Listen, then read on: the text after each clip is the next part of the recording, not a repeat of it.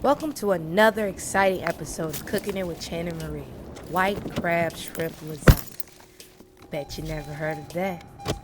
So let's hop in the car and roll to one of my favorite local grocery stores, Market Street. I love this place because one, it's always clean, and two, it always has the freshest ingredients, seafood and everything. So as you can see, I grabbed some mini mushrooms, spinach, garlic, shallots, and then I rolled to my favorite spot, fish market. Here I grabbed a pound of shrimp and also about 8 ounces of lump crab. Quickly, I rushed on over to my second favorite area to grab my favorite white cheeses. I grabbed some mozzarella, rustic cut, and some Parmesan cheese. In addition, I grabbed some artichokes and I try to get the ones with the least amount of additives. Let's go ahead and check on out. Grab the groceries out the back of the car. Let's get started. Displayed above is the recipes. Feel free to pause the video as needed.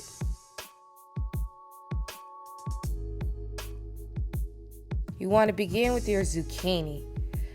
You want to cut your zucchini in about 1/4 of inch thickness. This will act as a layer in the lasagna. Now grab a grilling pan about medium-high heat and add extra virgin olive oil. Place your zucchini parallel to one another.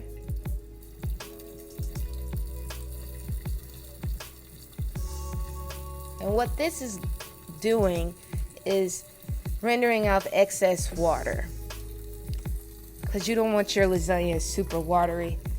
You want to place extra virgin olive oil on the top of the zucchini and season it with salt as well as black pepper. You'll let it cook for about 1 to 3 minutes on each side, and then you want to go ahead and flip it.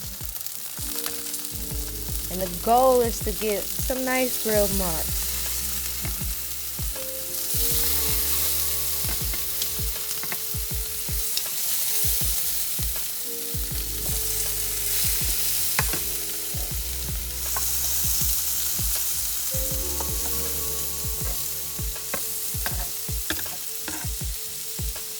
And just like you did on the other side of it, you want to go ahead and season that as well with the salt and black pepper. Not too much, but enough to give it a nice flavor. And then a container to the side, you want to go ahead and place the zucchini.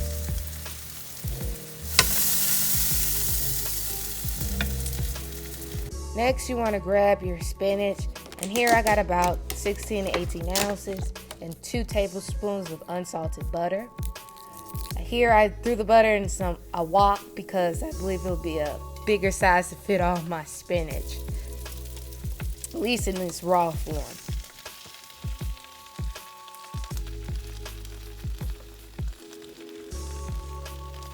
Feel free to press down too. I won't do anything to the spinach. I'll season it with a little bit of salt, not too much. And just continue to toss it around, and it's going to have great flavor from that butter as well. And this will wilt down to about a cup of spinach, so that's perfect for what we need. And the same as the zucchini, you want to get a bowl and place that spinach inside and set it to the side for later on. Now you want to get a large boiling pot. You want to have about 46 quarts of water. Maybe 8 quarts of water. And then you want to add a copious amount of salt and add your noodles to the water.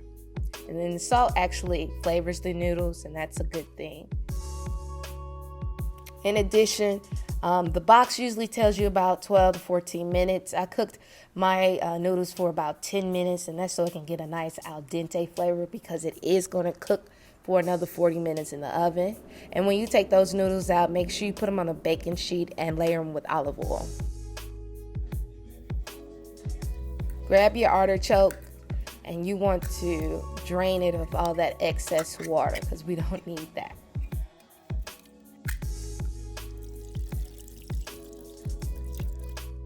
Now the artichokes came in a quarter size, so I typically cut them in about 2s, and in some cases, if it's a large one, 3s.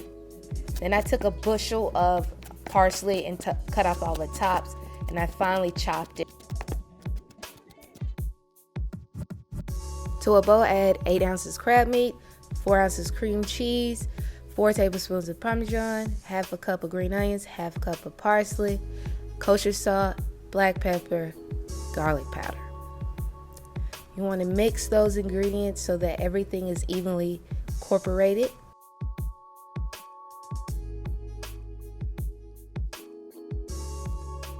So it'll look just like this. Next, take some shrimp, and you want to chop those up finely. We have mushrooms that you want to cut until about a 1/4 inch thickness. This is going to act as a layer with the spinach. I have some Roma tomatoes, and you want to cut those in 4s and take out the seeds and cut them into strips and then dice them into a 1/4 inch thickness. I find that tomatoes go very, very well with crab meat or any type of seafood, to be honest.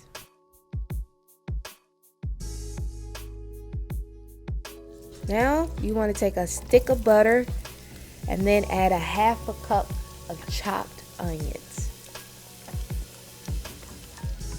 You want to make sure that you get those onions all incorporated with the butter until they become more tender, a little bit more translucent, I would say.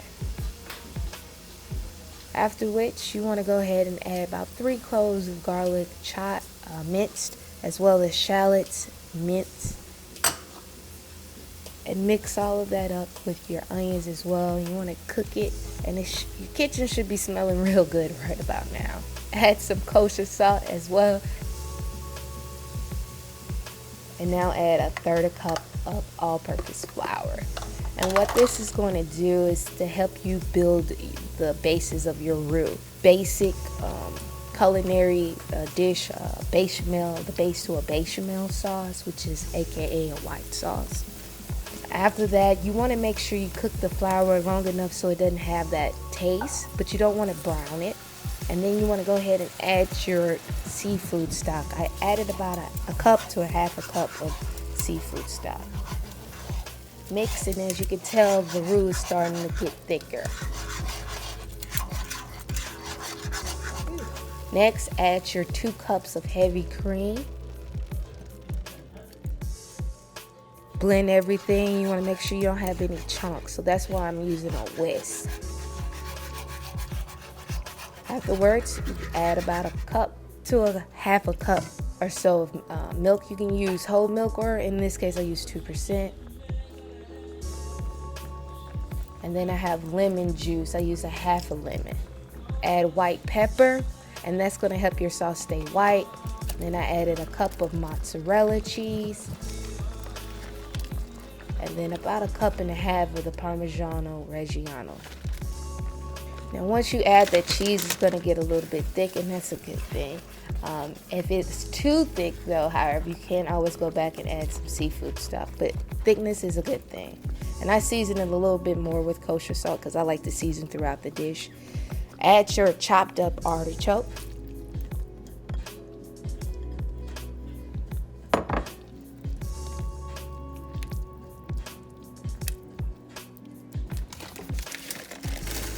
A 1/2 cup of your frozen corn.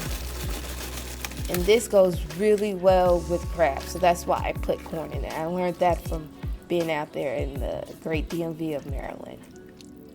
Next, I added a spice blend, a Cajun blend. You can always use an Old Bay seasoning as well. That also goes very, very well with crab meat. But this was a smoked paprika, garlic powder, and onion powder. blend. To a 9x13, you want to take your butter that's kind of been a little softened and you want to base it. And that's why everything won't stick to each other. Add your sauce as your first layer. And I use a spatula in this case to make sure the sauce is spread out evenly throughout the pan. Lay down your 3 layers of lasagna. And then top it off with sauce again. Using that, I'm telling you, the spatula is your best friend in this situation. Now you want to lay down your green layer, and that's where you take your spinach. Now, I squeeze out the spinach as I want, just to make sure it's not super liquidy.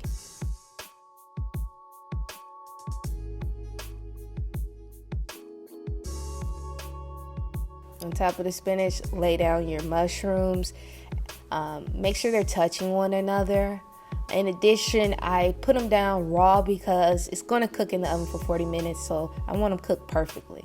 Then you start your cheese layer. So I started off with mozzarella, and I followed that up with some Parmesan. And next, another layer of noodles. Sauce again.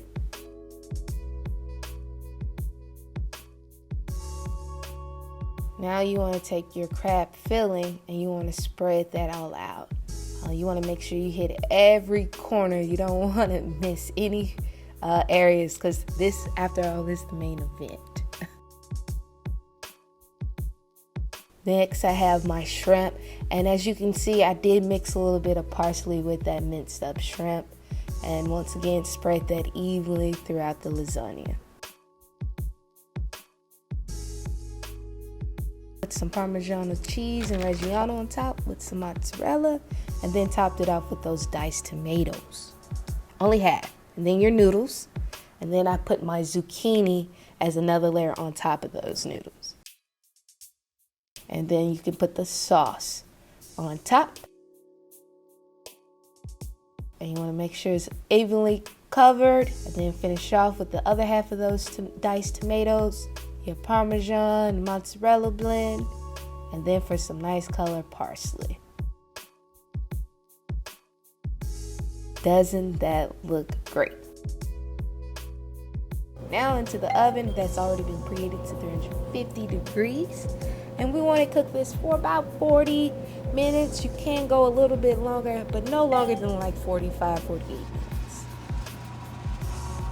Wow. That turned out perfect, guys. Now you want to let it rest for about at least 20 minutes. I would say I let mine rest for about 15, but I probably should have let it rest a little bit longer. But I just could not wait, guys. Look how gooey and deliciousness. I promise you all, you will enjoy this dish. Thank you again for watching Cooking It with Channin Murrie. If you like this video, please hit the like button and subscribe.